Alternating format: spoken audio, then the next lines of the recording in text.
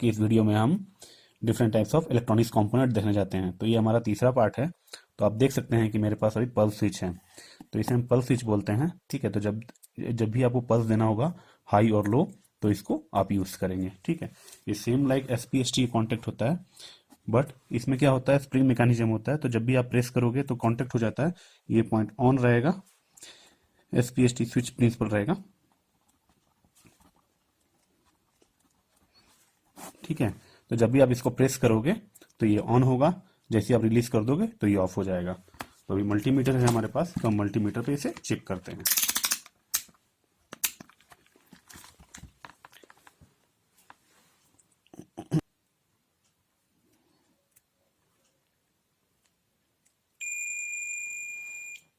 आप देख सकते हैं जब तक मैं इसको प्रेस से रखूंगा तब तक मुझे बजर का साउंड मिलेगा, जैसे मैं इसे रीच कर दूंगा मुझे नहीं मिलेगा।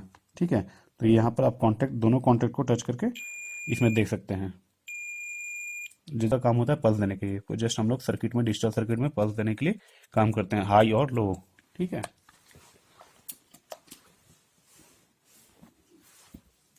तो ये छोटा सा कंपोनेंट था। अब उसके बाद हमारे पास आ जाता है फ्यूज।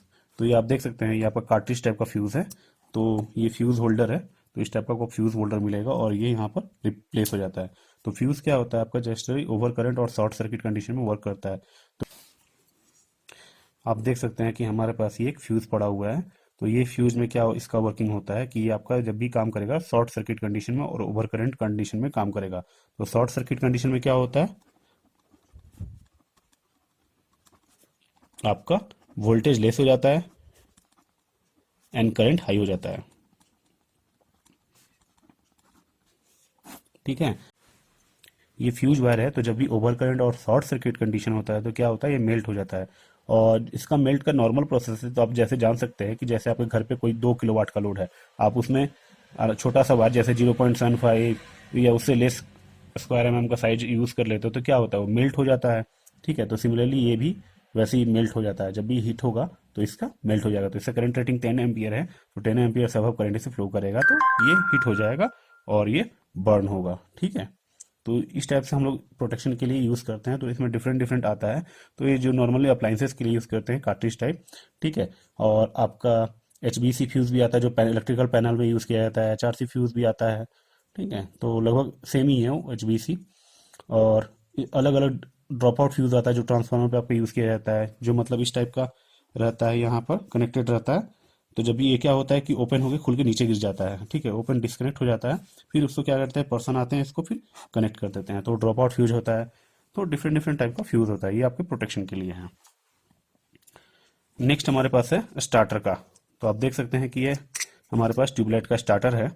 तो स्टार्टर में आप क्या देख सकते हैं कि 2 कंपोनेंट लगा हुआ है। एक बाईमेटालिक स्ट्रिप है। तो बाईमेटालिक स्ट्रिप में क्या होता है कि इस टाइप का होता है, कॉन्टेक्ट पॉइंट होता है, 2 कॉन्टेक्ट पॉइंट होता है। तो जब ये नॉर्मल कंडीशन होता है तो इस पे कनेक्ट हो जाता है, और फिर जैसे ही हीट होता है तो ये डिस्कनेक्ट हो जाएगा, ये डिस्कनेक्ट हो जाएगा। ठीक है, तो ये बायोमेटालिक स्ट्रिप का वर्किंग प्रिंसिपल होता है।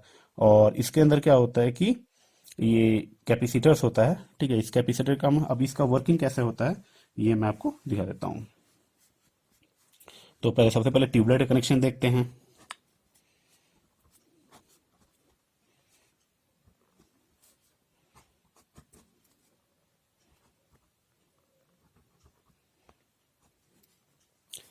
तो ये आपका क्या हो गया, चौक।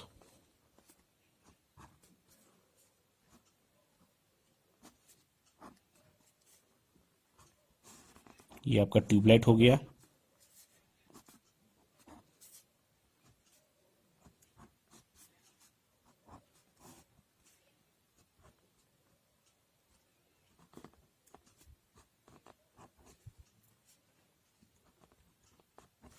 तो आप देख सकते हैं मैंने पैरेलल में कैपेसिटर बना दिया और एक बाईमेटालिक स्ट्रिप बना दिया। तो ये आपकी बाईमेटालिक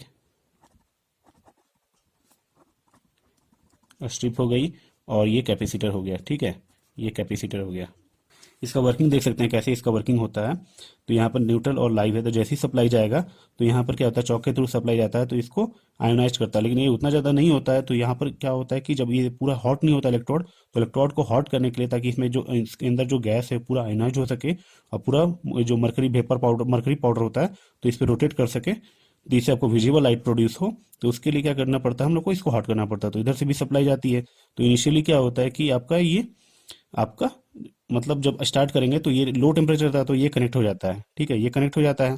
फिर उसके बाद क्या होता है कि आपका इसको जब हॉट कर देगा, तो ये हॉट करेगा, तो फिर उसके बाद क्या होता है कि डायरेक्ट सप्लाई चला जाता है, ये कनेक्ट हो जाता है तो डायरेक्ट सप्लाई चला जाता है, तो इसको हॉट करता है। मतलब क्या होता है कि ये दोनों जुड़ जाता है। तो ये दोनों जुड़ता है तो क्या होता है कि आपका डायरेक्ट कनेक्शन हो जाता है, तो इसको हॉट करता है। और पीक करंट मिलता है तो इसको हॉट कर देगा। जैसे ही हॉट हो जाएगा तो आपका मरकरी वेपर इधर फ्लो करने लग जाएगा, जिससे आपको लाइट मिल जाएगा। और यहाँ पर क्या होगा कि ये जब पूरा हॉट हो जाएगा, तो ये भी बाई मेटालिक स्ट्रिप है। तो जब भी क्या होता है, बाई मेटालिक स्ट्रिप कुछ नहीं है, उसमें दो मेटल का एलॉय डाल देते हैं, ठीक है, दो मेटल का एलॉय डाल देते हैं। तो क्या होता है कि जब भी जैसे हर डिफरेंट मटेरियल का अलग अलग टेंसाइल स्ट्रेंथ होता है, जैसा कि आप लोग जानते होंगे। तो ये इतना हीट होगा, ज़्यादा हीट होगा, तो उस पर क्या होगा, बेंड करने का ट्राई करेगा, एक मटेरियल बेंड करेगा दूसरा मटेरियल को, ठीक है। तो ये वर्किंग प्रिंसिपल हम बाई मेटालिक स्ट्रिप में यूज़ करते हैं। तो ये क्या होता है कि ज़्यादा टेम्परेचर, जैसे ही इसका ज़्यादा टेम्परेचर पहुंच जाता है, तो ये क्या होता है, डिस्कनेक्ट हो जाता है, तो ये ऑफ हो जाता है। तो ये जो कैपेसिटर यहाँ पर है, ये जनरली नॉइज रिमूव करने के लिए होता है। और यहाँ पर जैसे आर्क, यहाँ पर जो इलेक्ट्रोड है, ठीक है, इस पे क्या हो, आर्क प्रोड्यूस ना हो। दो पॉइंट जो होता है, इस पे अगर ज़्यादा आर्क प्रोड्यूस होगा तो क्या होगा, कॉन्टैक्ट डैमेज हो जाएगा। तो आपने देखा होगा जो ट्यूबलाइट का होता है तो ब्लैक ब्लैक हो जाता है, ठीक है, साइड साइड में ब्लैक हो जाता है। तो उसको अवॉइड करने के लिए हम लोग कैपेसिटर लगाते हैं, ठीक है। बट जितना बस ज़्यादा दिन यूज़ होते होते वो ब्लैक हो जाता है, फ्यूज़ हो जाता है, ठीक है। अगर ये ना रहे तो जल्दी ही फ्यूज़ हो जाएगा, ठीक है। और इसका क्या होता है कि जब आपको सिर्फ स्टार्टिंग करने के समय ही काम आता है, उसके बाद इसका कोई रोल नहीं है। पहले का शादी पार्टी में देखा होगा, लोग क्या करते थे, पहले एक इस टाइप का एक स्टार्टर उठा के लेके आते थे, एक स्टार्टर उठा के लेके आते थे, और इसी से सारा ट्यूबलाइट को ऑन करके चले जाते थे, ठीक है, सारा ट्यूबलाइट को ऑन कर लेते थे। लेकिन आज के डेट में एलईडी आ गया, तो लोगों को इसकी जरूरत नहीं है। और डेफिनेटली ये थोड़ा पावर भी ज़्यादा कंज्यूम करता था, इसलिए हमने इसको अवॉइड किया, ठीक है। तो आई होप कि इसमें क्लियर हो गया होगा आपको। और इसमें देख लेते हैं टर्म क्या क्या लिखा हुआ है। तो यहाँ पर देखिए आपका लिखा हुआ CML, ये मैन्युफैक्चरर का नंबर है। फिर उसके बाद है FSU, मतलब इसका वोल्टेज रेटिंग है 230 से 250 वोल्ट है, 20 40 65 वाट। तो 20 का भी है, 60 का भी है, 45 65 वाट का भी है। तो ये तीनों वाट पे आप इसको यूज़ कर सकते हैं, ठीक है। तो और ये जो इसका कंपनी का नाम है, और इंडियन स्टैंडर्ड है जिसके अकॉर्डिंग हम लोग डिजाइन करते हैं। तो ये है 2215।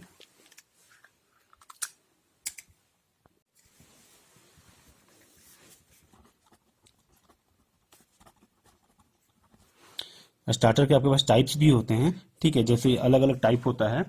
आपका S2 होता है, S2 और FS22, ठीक है। तो ये कितने का होता है, 4 वाट से 22 वाट। और दूसरा होता है आपका S1 और FS11, ये कितने वाट का होता है, 4 वाट से 65 वाट। और फिर उसके बाद आपका S16 होता है, यह होता है 70 वाट टू 125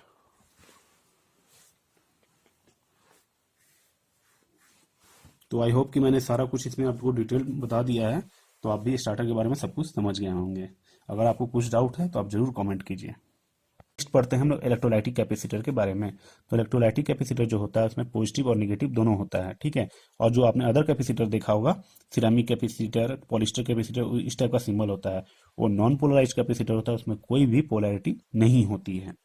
और दूसरा ये, अब देखिए, ये डीसी सप्लाई का सिंबल है। बहुत लोग इस टाइप का सिंबल बना देते हैं कैपेसिटर में, बिल्कुल गलत है ये। इस टाइप का आपको सिंबल यूज नहीं करना है। अगर ये सिरामिक कैपेसिटर है तो दोनों प्लेट इक्वल रहेगी, मतलब दोनों जो लेग है वो इक्वल रहेगा। अगर अनइक्वल होता है तो मतलब आपका सिंबल गलत हो जाएगा। तो इस टाइप से आपको नहीं करना है। अब देख सकते हैं मेरे पास ये इलेक्ट्रोलाइटिक कैपेसिटर है, तो यहाँ पर देखिए ब्लैक बार दिया हुआ है, तो ये आपका निगेटिव है, ठीक है। इससे हम लोग आइडेंटिफाई करते हैं ये निगेटिव है। दूसरा साइड वाला ऑटोमेटिक पॉजिटिव होगा जब हमें एक पता चल गया। और लेग भी बड़ा होता है, पॉजिटिव वाले का लेग बड़ा होता है और निगेटिव का छोटा होता है। अब इस पर टर्म क्या क्या लिखा होता है तो आप देख सकते हैं कि इसमें मुझे 220 माइक्रोफार्ड, रुके मैं आपको विजिबल हो जाए, 220, देखिए 220 माइक्रोफार्ड 25 वोल्ट के लिए, केल्ट्रॉन की है।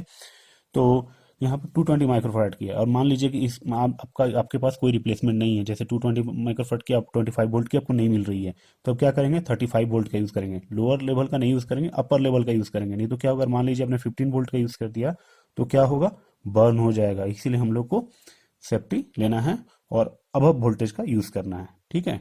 तो आई होप कि इसमें सब कुछ क्लियर हो गया होगा। और कुछ डाउट है तो जरूर कमेंट कीजिए। नेक्स्ट हमारे पास एमपीपी कैपेसिटर है। ठीक है, ये एमपीपी कैपेसिटर होता है, मेटलाइज पॉलीप्रोपाइन कैपेसिटर। ठीक है, तो इस कैपेसिटर में क्या होता है कि जैसे ये कैपेसिटर आपका लोड मतलब जितना भी सिंगल फेज मोटर्स है उसके लिए यूज़ किया जाता है, जैसे वॉशिंग मशीन, कंप्रेशर्स। ठीक है, तो उसके लिए यूज़ किया जाता है। रेफ्रिजरेटर में भी आपको मिलेगा, माइक्रोवेव ओवन में मिलेगा। ठीक है, और लाइटिंग मूवमेंट पंप में मिलेगा। तो इसमें इस टाइप से अलग अलग यूज़ किया जाता है। और इसको इसमें चार्ज देखने के लिए हम लोग को एक प्रोसेस फॉलो करना पड़ता है। इसको डायरेक्ट 230 वोल्ट में सप्लाई में लगाना पड़ता है, लाइव और न्यूट्रल में। जो आपका सॉकेट है उसमें लाइव न्यूट्रल में, आपका लाइव राइट साइड होता है, न्यूट्रल लेफ्ट साइड होता है, तो लाइव और न्यूट्रल में लगाना पड़ता है। फिर उसके बाद हम लोग क्या करते हैं, इसको टच करते हैं। तो आइए अभी देखते हैं।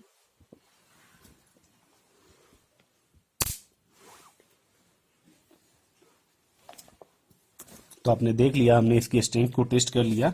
तो ये अभी कैपेसिटर गुड कंडीशन में है। अगर खराब होता तो इसका साउंड बहुत कम आता। ठीक है, तो उससे आपको पता चल जाता है कि ये इस कैपेसिटर की वैल्यू डाउन हो चुकी है। ठीक है, वोल्टेज कम हो गया, इसमें चार्ज कम स्टोर हो पा रही है। तो आप देख सकते हैं हमारे पास ये S H M P P है, mean self healing MPP metallized polypropylene है। जो पहले आती थी S H A P P, मतलब self healing all propylene capacitor आती थी। तो दोनों में डिफरेंस क्या है, जो आपका एपीपी आती थी उसका कॉस्ट थोड़ा ज़्यादा होता था और उसमें लॉसेस भी थोड़ा ज़्यादा होता था। जबकि अभी जो आ रही है एमपीपी, इसमें लॉसेस कम हो गया है, हाँ उसका कॉस्ट भी कम हो गया है, उसकी लाइफ भी कम हो गई है। ठीक है, तो इसीलिए मतलब ज़्यादातर आज के मतलब लॉस को कम करने के लिए हम लोग ये एमपीपी कैपेसिटर यूज़ कर रहे हैं। और इसमें देख सकते हैं 50 to 60 हर्ट्ज है, और इसकी फ्रिक्वेंसी मतलब ये 50 to 60 हर्ट्ज है। और वोल्टेज है 250 वोल्ट एसी, एंड +5 - 5% आपका टॉलरेंस है। और टेम्परेचर है -25 डिग्री टू 85 डिग्री सी पे कर सकते हैं। और स्टैंडर्ड दिया हुआ है, और ये कंपनी के मैन्युफैक्चरर के नेम है, और ये उसका मॉडल नंबर होगा या सीरियल नंबर कंपनी की दी जाती है। ठीक है, तो इस टाइप से आप इस कैपेसिटर को भी तो आपका ये इस टाइप का कैपेसिटर आपको फैन में भी मिलेगा, पंप में तो मिलेगा ही मिलेगा। जहाँ भी सिंगल फेज लोड है ना, तो वहाँ पर दिया जाता है, क्योंकि वो सेल्फ स्टार्टिंग नहीं होती है। तो उसको सेल्फ स्टार्टिंग के लिए हम लोग 2 फेज में डिवाइड करना पड़ता है। ठीक है, तो 2 फेज में डिवाइड करते हैं, तो इसलिए हम लोग इसको यूज़ करते हैं। अगर आप लोग को मोटर का सिंगल फेज का मोटर के बारे में भी जानना है तो कमेंट कीजिए।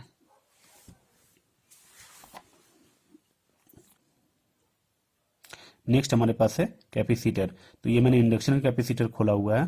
तो इसकी वैल्यू आप देख सकते हैं 5 माइक्रोफैराड MkP X2 है, 275 वोल्ट टू 400 वोल्ट है। एसी के लिए है 40, 105 एंड 21। और नीचे मैन्युफैक्चरर का सीरियल नंबर दे रखा हुआ है। ठीक है, तो अब आइए हम जानते हैं कि इसका मतलब क्या होता है। तो ये पॉलीप्रोपाइन कैपेसिटर होता है, ये भी आपका पॉलीप्रोपाइन कैपेसिटर होता है। तो इसमें MkP जो X2 होता है, इसका पर्पस क्या होता है कि ये आपका 2.5 किलो वोल्ट तक, मतलब X2 X1 अलग अलग रेंज के आते हैं। ठीक है, तो ये 2.5 किलो वोल्ट तक विथस्टैंड कर लेगा। इसका इंसुलेशन होता है, और ये फेज और न्यूट्रल के बीच में होता है, फेज और न्यूट्रल के बीच में लगा रहता है। ठीक है, और जो वोल्टेज रेंज है इसका आपका 275 वोल्ट टू 400 वोल्ट, उतना तक ये एडजस्ट कर लेगा। उसके अबव ये नहीं एडजस्ट कर पाएगा। ठीक है, उसके अबव जाएगा तो ये बर्न हो जाएगा। और उसके बाद ये जो आपका 40 यहाँ पर दिया हुआ 40 दिया हुआ है, 40/105/21। ठीक है, तो इसका मतलब क्या होता है, 40 means lower temperature, lower temperature. ठीक है, -40 डिग्री सी। और 105 means higher temperature, 105 degree C plus. ठीक है, और 21 क्या है, ये आपका ह्यूमिडिटी का है। ठीक है, ह्यूमिडिटी आपका नंबर ऑफ डेज, मतलब ना नंबर ऑफ डेज, जैसे 21 नंबर ऑफ डेज चलेगा अगर 95% ह्यूमिडिटी आएगा। ठीक है, at temperature of 40 degree C, +40 degree C. अगर 95% ह्यूमिडिटी में ये रहता है तो क्या होगा, 21 दिन तक चलेगा, उसके बाद नहीं चलेगा। तो आई होप कि इसमें मैंने सारा कुछ आपको बता दिया है, तो आपको कोई डाउट नहीं होना चाहिए। कैपेसिटर टेस्टिंग हम 2 तरीके से कर सकते हैं, एक कैपेसिटर वैल्यू मेजर करके मल्टीमीटर के थ्रू, नहीं तो हम उसका कंडीशन देख के शॉर्ट है कि नहीं। ठीक है, तो शॉर्ट उसको चेक करने के लिए कि शॉर्ट है कि नहीं, तो हम कंटिन्यूटी मोड में मल्टीमीटर को डाल देते हैं। ठीक है, कंटिन्यूटी मोड में डाल के उस दोनों पॉइंट को चेक करेंगे। तो अगर मुझे बीप मिलता है तो मतलब ये शॉर्टेड है। तो अभी मुझे कोई साउंड नहीं मिल रहा है, तो मतलब आपका ठीक है। ठीक है, ये आप चेक कर सकते हैं। तो मतलब कोई भी साउंड नहीं है तो मतलब ओके है। इस कैपेसिटर को भी हम देख सकते हैं कि सॉर्टेड है कि नहीं। तो ये कैपेसिटर भी हमारे पास, ये भी वर्किंग कंडीशन गुड में है। और इस कैपेसिटर को तो हमने टेस्ट भी किया था, तो इसमें भी नहीं होगा। ठीक है, तो मुझे साउंड नहीं मिल रहा है। इस मल्टीमीटर में वैल्यू चेक करने का ऑप्शन नहीं है, जिसमें रहेगा तो उसमें आप वैल्यू भी देख सकते हो। अगर आपका यहाँ पर कितना माइक्रोफैराड, 5 माइक्रोफैराड का था, तो आप 5 माइक्रोफैराड आपको मिल ही जाएगा। ठीक है,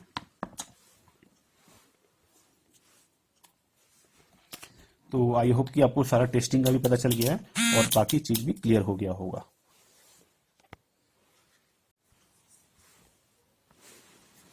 आइए देखते हैं रिले के बारे में। ठीक है, तो ये हमारा नेक्स्ट कंपोनेंट रिले। तो ये रिले आप देख सकते हैं कि हमारे पास रिले 12 वोल्ट का है। तो ये आपको विजिबल होगा। तो आप देख सकते हैं इसकी फ्रीक्वेंसी जो है इसमें 50 to 60 हर्ट्ज है। और जो एसी वोल्टेज है वो 7 एम्पियर 250 वोल्ट एसी है। और जो आपकी दूसरी है 10 एम्पियर 125 वोल्ट एसी के लिए है। और वो 12 एम्पियर 120 वोल्ट एसी डीसी दोनों के लिए है। और 10 एम्पियर 28 वोल्ट डीसी के लिए है। तो इसमें आपका यहाँ पर डीसी 12 वोल्ट भी लिख के रखा हुआ है, ऊपर कंपनी का नाम है। ठीक है, तो ये चीज़ें आपको रिले में मिल जाएगी। तो जैसे 12 वोल्ट का रिले है, तो आपने शायद सोलनॉइड के बारे में पढ़ा होगा। इसका वर्किंग कैसे होता है मैं आपको बताता हूँ।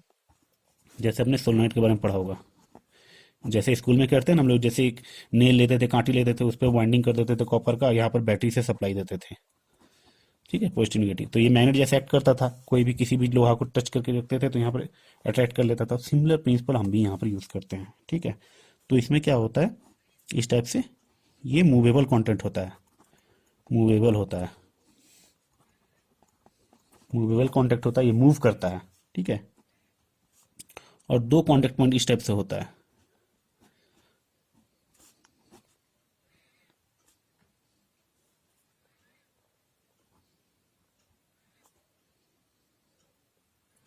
ठीक है, दो कॉन्टेक्ट पॉइंट इस टाइप से होता है। तो ये आपका जो क्या होता है एनसी पॉइंट होता है, ये आपका एनओ होता है, ये कॉमन पॉइंट होता है। तो मतलब क्या होता है कि जैसे मैग्नेट अट्रैक्ट करेगा तो ये क्या होगा, इधर अट्रैक्ट होगा इस साइड। ठीक है, क्योंकि मूवेबल है तो स्प्रिंग से अटैच रहता है। तो जैसे ही ये मैग्नेट बनेगा, जैसे हम इसको सप्लाई देंगे 12 वोल्ट, तो क्या होगा कि ये मैग्नेट बनेगा तो इसको अट्रैक्ट करता है। तो ये क्या होता है, इस साइड आके कनेक्ट हो जाता है, मतलब ये इधर आ जाता है। तो इधर आ जाता है तो ये दोनों कनेक्ट हो जाता है। तो एनओ क्या हो जाता है, फिर ये कॉन्टेक्ट, ये क्लोज पॉइंट बन जाता है। बट इनिशियली क्या होता है, ये डिस्कनेक्टेड होता है। देख सकते हैं यहाँ पर गैप है, डिस्कनेक्टेड होगा। और ये दोनों से टच किया रहता है। ठीक है, तो बस ये मैग्नेट काम कर रहा है तो ये जस्ट आगे पीछे मूव हो रहा है। ठीक है, नहीं तो नॉर्मल कंडीशन में ये दोनों क्लोज रहता है। तो अब रिले में कैसे काम करते हैं, रिले के लिए आप देखिए, जैसे रिले में आपको 5 पॉइंट मिलेगा। ठीक है, इस टाइप से। तो बहुत जगह रिले में इस टाइप से रहता है, यानी तो इधर वोल्टेज देना पड़ता है 12 वोल्ट। तो यहाँ पर जैसे इस रिले में 12 वोल्ट इस साइड देना है मुझे, तो 12 वोल्ट हम लोग इधर देंगे। तो ये 12 वोल्ट का पॉइंट होता है। और ये आपका एनसी कॉन्टेक्ट होता है, ये कॉमन, ये एनसी, ये एनओ। अब क्या होता है कि जैसे ही मतलब आप 12 वोल्ट देंगे तो जो आपका एनसी है वो डिस्कनेक्ट हो जाएगा, एनओ चार्ज हो जाएगा। अब मुझे मान लीजिए कि सपोज आपको कोई लोड चलाना है, कि जैसे मैं 12 वोल्ट दूं तो मेरा बल्ब 1 ग्लो करे, और जैसे ही 12 वोल्ट रिमूव करूं तो बल्ब 2 जले। ठीक है, बल्ब 2 ऑपरेट हो। तो जैसे मैं बना देता हूँ एक सर्किट। तो ये क्या है, जैसे रिले क्या है, मतलब ऑटोमेटिक स्विच है, नॉर्मल स्विच जैसा है। ठीक है, इसमें कुछ प्रॉब्लम नहीं है। अब बस जैसे मैं इसे इस साइड से मैं लाइव दे रहा हूँ, यहाँ पर लाइव दिया मैंने। ठीक है, और यहाँ पर एक बल्ब लगा दिया। ठीक है, ये न्यूट्रल लगा दिया B1, और इधर में बल्ब 2 यहाँ पर न्यूट्रल लगा दिया। ठीक है, तो यहाँ पर क्या हो रहा है कि जब भी आपका सप्लाई मिलेगा, यहाँ पर देखिए न्यूट्रल, क्योंकि बल्ब को क्या चाहिए, लाइव और न्यूट्रल। ये कुछ नहीं है, एज ए स्विच जैसा काम कर रहा है। ठीक है, इसके बीच में एज ए स्विच है, तो कभी ये टच हो रहा है, कभी ये टच हो रहा है। तो ये चीज़ को आपको क्लियरली समझना पड़ेगा। ठीक है, तो यहाँ पर क्या कर रहे हैं हम लोग, देखिए बल्ब को जब आपका बल्ब 1 ग्लो करना है तो हम लोग क्या करें, एनओ पॉइंट है तो यहाँ पर जैसे 12 वोल्ट देंगे तो बल्ब 1 को ऑपरेट करेगा। फिर जैसे 12 वोल्ट रिमूव कर देंगे तो ये फिर इनिशियली पॉइंट पे आ जाएगा, तो बल्ब 2 ऑपरेट करेगा। तो यहाँ पर रेड और ग्रीन लगा दीजिए और अलग अलग कलर का बल्ब जला लीजिए। तो आई होप कि रिले में ये आपको सारा पॉइंट क्लियर हो गया होगा। ठीक है, मैंने इजी तरीके से समझाया। अगर आप इसके बाद भी आपको कुछ डाउट है तो ज़रूर मुझे कॉमेंट कीजिए मेरे वीडियो पे और मुझे बताइए। तो आइए रिले को टेस्ट करते हैं। ठीक है, तो हम रिले को क्या करेंगे, तो आप देख सकते हैं मुझे कंटिन्यूटी साउंड मिल रहा है। तो ये एनसी पॉइंट है, जैसा कि आपने पॉइंट यहाँ पर देखा था, ये वाला पॉइंट और ये वाला पॉइंट। तो मतलब इनिशियली ये दोनों बिना सप्लाई का ही ऑन रहेगा। ठीक है, तो इनिशियली ये ऑन रहेगा। ठीक है, ये ऑन है, ये ऑफ रहेगा, इसमें कोई साउंड नहीं आएगा, इसमें कोई भी आपको साउंड नहीं आएगा। तो ये आपका NO पॉइंट है, ओपन है, और ये वोल्टेज की पॉइंट है। तो यहाँ पर आप 12 वोल्ट अप्लाई करेंगे। ये मैं टच करूँ तो इसलिए